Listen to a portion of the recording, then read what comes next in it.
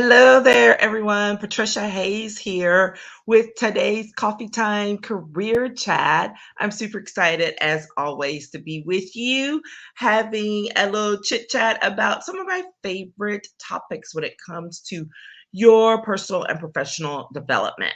For those of you joining for the first time, again, my name is Patricia Hayes. I'm an executive advisor, empowerment coach, and authentic networking strategist who works diligently to help professionals, executives, and entrepreneurs who are trying to up level in their careers and their business, perhaps even engaged in a major transition point to make sure that they are well situated with their levels of confidence and empowerment to take things to the next level and to make sure that they also are fully engaging and leveraging the power of their professional relationships to make that next level thing happen. So glad to be here. Today, we are continuing the Wednesday series conversation about supporting your leadership growth. And today's topic specifically, we're looking at taking time for leadership reflection. This is something that people do not do enough of. So we're going to take a little bit of time here to discuss it and hopefully get you in a position to where you are doing it and you start making it a part of your everyday process. Okay. So here's the first thing that a lot of times people don't realize, that as you're trying to grow as a leader, as you're trying to grow in your profession or in your business, that there is an incredible amount of power in slowing down to speed up so you can grow. It makes no sense to the average person. It seems completely contrary to conventional wisdom, but it is so very true. Not just because it's something I've experienced, but folks who I have engaged it with in my various networking groups, coaching programs, the power of stepping back in order to really think about what it is you're doing, what it is you want to do next, and pulling back and getting off of that hustle train, man, there's just nothing like it. Because for the first part, most of the time people feel an incredible amount of relief, right? Because that constant go go go is exhausting, and it's a easy track to burnout by doing that. But when you allow yourself the time to step back, to step off of the hustle train, to step off of the go, go, go mentality, and to actually actively, not passively, not in response to crisis, but to actively take time to give some thought about what it is you're actually doing, whether it's something you still want to do, and whether uh, it's something you want to do moving forward for real. Very powerful. Very powerful. And a lot of times people don't take that time to reflect for a number of reasons. Number one, it's total fear and a scarcity mindset, right? Because you're just caught like, well, if I stop, then I'm going to miss out on something. That's that whole FOMO, fear of missing out. So you've got that fear of missing out. You've got that fear of missing out coupled with I'm going to miss out and I'm not going to have enough money, opportunity, whatever by slowing down, and also that you are just scared when you're not really sure you're ready for the answer to what you may gain. Then you don't want to slow down, because that's really an internal thing. All of those are internal issues where the value is in taking the time to slow down so that ultimately you can actually grow faster. You can rebuild that momentum, especially if you end up taking some things off your plate, moving some things around, or just listening to yourself and to the wisdom of perhaps some people you've taken the time to get some input from. But it really is a very powerful tool for that, for taking that time set aside so that ultimately you can actually grow faster. You can expand at a quicker rate because you've taken time to step aside. Okay. So that's the first thing, slowing down to speed up and grow. The second point is about being deliberate in your reflection. All right. So, what do I mean by that? This means this is not a, okay, I've got 5 minutes here in between X, Y, and Z. So let me think. No, no, no. That is not being deliberate. It is smart to be able to take advantage of time that you may gain unexpectedly. However, when you're talking about doing enough that will support you for your long term growth, you've got to be more focused, more deliberate. You have to schedule it. Okay. You have to say, I need to take 20 minutes here, 30 minutes here, an hour here, so that my full attention is given to considering my next steps, thinking about what it is I'm doing for real, questioning why I'm doing certain things, scheduling a conversation with someone so that I can get some input to some questions I've been asking myself. All right. That's what I mean. Not rushed and not random. Random does not feed you well, not for the long term. It may be good for generating some additional questions, but that means then that you need to have written those things down so that when you take the time to actually and deliberately schedule reflection time, those can be a part of the things that you're thinking about. So again, I'm not saying that that 5 or 10 minutes here can't be fruitful or useful. It absolutely can. I do it all the time, but I'm not considering it the reflection work. I'm considering it an aha moment. Let me write that down so I can come back to it. Your reflection time may be a compilation of those aha moments you've had and those moments where you've said, I need to come back to that. Guess what? That's what your reflection time is all about. Coming back to those aha moments and really sitting with them and figuring out where they fit in, why they came to you to begin with, and where do you need to go with them. There's so much power in it. There really is. And when you take that time again to be deliberate in your reflections, it may generate more questions. And that's honestly to be expected. It's really what you want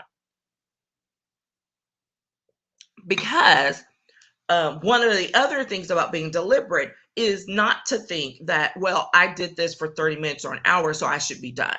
No, if you really want to grow, that reflection time may actually build on itself and require you to come back multiple times before you really flesh out where it is you want to be and what it is you're doing.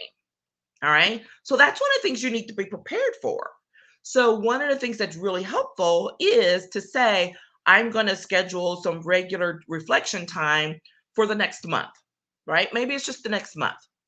And so, you choose what day and time works best for you, where you're not going to be interrupted, where you're not going to be hustling to go answer the phone, address that next email, whatever, but it is scheduled time solely for that purpose.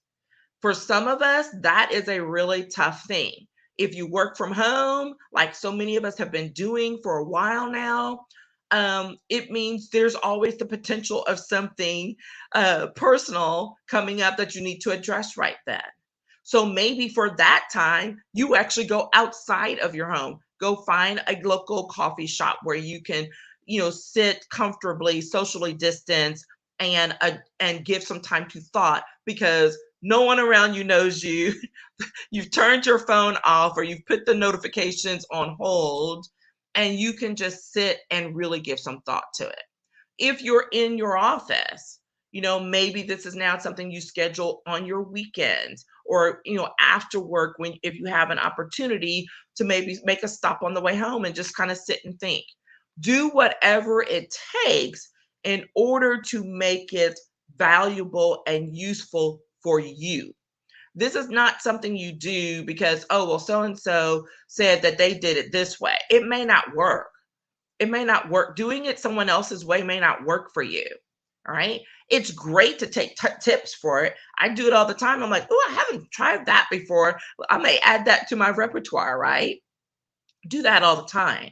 However, you still have to know who you are and what works best for you in order for you to really get true value from your reflection time. Okay? So be deliberate, don't rush it, and do not consider random aha moments as the reflection time. Only those are the teasers to the time that you really need to put in. Okay? Um, the last thing is to make sure that you then take action based on the insights that you gain from that reflection time. This is where people fall down all the time. So let's say you make it all the way through and you get to that point where you've actually sat down, you have slowed down, you slowed down your momentum, you've slowed down your pace so that you can gain momentum later. You've been deliberate in setting aside some time for reflection, and then you go right back into that hustle mode. And that is where people lose the value that they've gained. Because I'm not going to say that this is what works for you or for everyone, but one thing that everyone needs to figure out is for you, what does it now look like to incorporate those reflection insights into your next steps? That again takes some time and some thought. So even before you jump back into whatever it is you're doing in, jumping back into your quote regular routine, one of the things you may actively need to consider is what you are going to do to incorporate whatever you learn from this process into what you do next. So if that means that you have a quote list of things that need to be done as a result of this reflection time, then adding them to your calendar, being very specific. Or maybe you need to add in additional reflection time on a weekly, monthly, quarterly basis in order to achieve those goals. Okay. Taking action and doing the follow up is really and truly where the gold is on any, in any kind of way. I talk about it all the time when I'm helping people leverage their professional relationships, and whether they're leveraging their professional relationships and not following up, or if you are engaged in professional growth and you don't do the follow up. Both of them are negative, and they take away from the growth and the momentum that you've gained by engaging in that work. So, what you don't want to do is to lose the value of what you've done in attempt to grow yourself. So, take the last step. Take that last step of making sure to be deliberate again about what you're going to do. How are you going to take action? What are those insights leading to? Action, thoughts, conversations, next steps, wipe the slate clean, whatever it may be. Make sure that you are incorporating that into what you're doing as well as you look to support your long-term leadership growth. Okay? Taking that time to reflect is so important. And why? Because remember, leadership is not about the title that you have, it's about the influence you have for people who have put their trust in you, who are modeling you and looking up to you for direction, um, all of those things that come into what a good leader looks like. And if you really want to support that and to continue to grow in that, then you need to take the time to step back, give some thought to what it is you're doing, how you're doing it, whether you should be doing it. Be deliberate about it. Don't rush the thinking, don't rush the reflection, but then ultimately make sure you take action on what you've learned from that time. All right, that is it. Thank you so much for joining yet again. Look forward to following up with you. If you need some more conversation around, or a personal conversation or insights around your professional growth, would be happy to jump on a call with you, do a little 20-minute consult. We can connect and have a conversation about what your needs are, and if there's something that you need to do in order to take it further and get to the next level. All right, just reach out to me, hit me up in the DMs, or email, whatever it is. All of the social platform things, I'm always available. Okay, take care everyone and have a fantastic week. Bye bye.